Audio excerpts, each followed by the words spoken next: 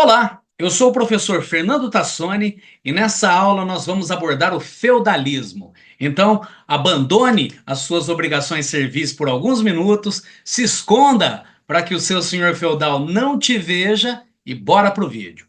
Pessoal, o feudalismo foi um sistema político, econômico e social que predominou na Europa durante a Idade Média, aproximadamente entre os séculos V e os séculos XV. O feudalismo surgiu devido a uma combinação de fatores históricos e sociais que transformaram a estrutura da sociedade europeia. Porque com o colapso, com o fim do Império Romano do Ocidente no século V, a Europa foi invadida por povos bárbaros, o que gerou muita insegurança e trouxe a necessidade de reorganizar a sociedade naquela época. Como vocês bem sabem, a escravidão, que era a base econômica do Império Romano, entrou em declínio. E a economia rural, então, começou a predominar na Europa. Muitas pessoas migraram do campo para as cidades durante o Império Romano, mas, por causa das invasões bárbaras, as pessoas acabaram fazendo o movimento inverso e voltando para o campo e passaram a viver nos feudos, que eram basicamente propriedades rurais enormes, fortificadas e autossuficientes, na qual muitas pessoas moravam.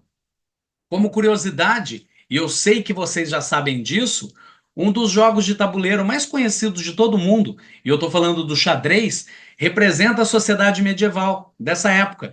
Então, os peões representam os camponeses, os camponeses e os trabalhadores, né? Os bispos representam a igreja, os cavalos representam os cavaleiros, os nobres e os senhores, e o rei e a rainha representam os governantes do reino. E como é que os feudos foram distribuídos?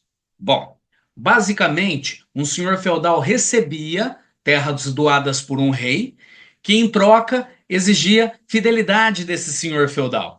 Então nós costumamos dizer que o rei era o primeiro sucerano, ou seja, o proprietário que doava as terras, e que os senhores feudais eram seus vassalos, ou seja, aqueles que recebiam as terras.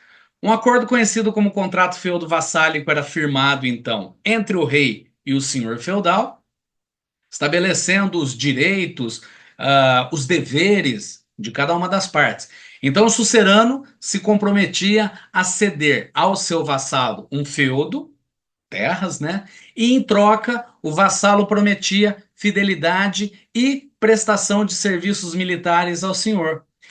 Esse contrato envolvia obrigações mútuas, ou seja, dos dois lados. O senhor protegia e sustentava o vassalo, enquanto que o vassalo servia militarmente e pagava tributos ao senhor. Essa relação de lealdade e serviços era a base do sistema feudal. É interessante, né? Bom, dentro dos feudos havia uma organização muito rígida que dividia os espaços em três zonas que ficaram conhecidas como manso senhorial, manso servil e manso de reserva. O manso senhorial era a parte da terra dedicada à exploração exclusiva do senhor feudal.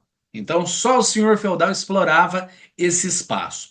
Já o manso servil era o pedaço de terras que os servos recebiam para cultivar. E o manso de reserva era a área onde ficavam os fornos, os moinhos, as ferramentas, os equipamentos, etc. Nos feudos, os camponeses trabalhavam muito, mas eles não eram escravos. Esse regime de trabalho, ao qual os servos, os camponeses, estavam submetidos, ficou conhecido como sistema de servidão. Por quê? Diferente da escravidão, onde os escravos viram propriedade dos seus donos e podem, inclusive, ser comercializados, no sistema de servidão, os servos deviam obediência ao senhor feudal, mas eles eram livres, eles possuíam inclusive alguns direitos. Só que a vida dos servos era repleta de obrigações. Os camponeses precisavam pagar muitos impostos, dentre eles a mão morta, que era um tributo pago por uma família quando o chefe da família, o servo, morria. Então, caso seus parentes quisessem permanecer no feudo, eles deviam pagar esse tributo. Existia também as banalidades, que eram pagamentos realizados quando os servos utilizavam as ferramentas ou equipamentos que pertenciam ao senhor feudal, que normalmente ficavam localizadas no manso de reserva. Havia também a talha, que consistia na entrega da metade de tudo que era produzido no manso servil para o senhor feudal. Tinha também a corveia, que eram os dias da semana nos quais o servo deveria trabalhar nas terras do senhor feudal, e o dízimo, que era um tributo pago para a igreja. Relembrando que, naquele período, a Igreja Católica era provavelmente a instituição mais poderosa do mundo. Tanto é que, quando um novo rei era coroado, um bispo ficava encarregado de colocar a coroa sobre a cabeça do rei.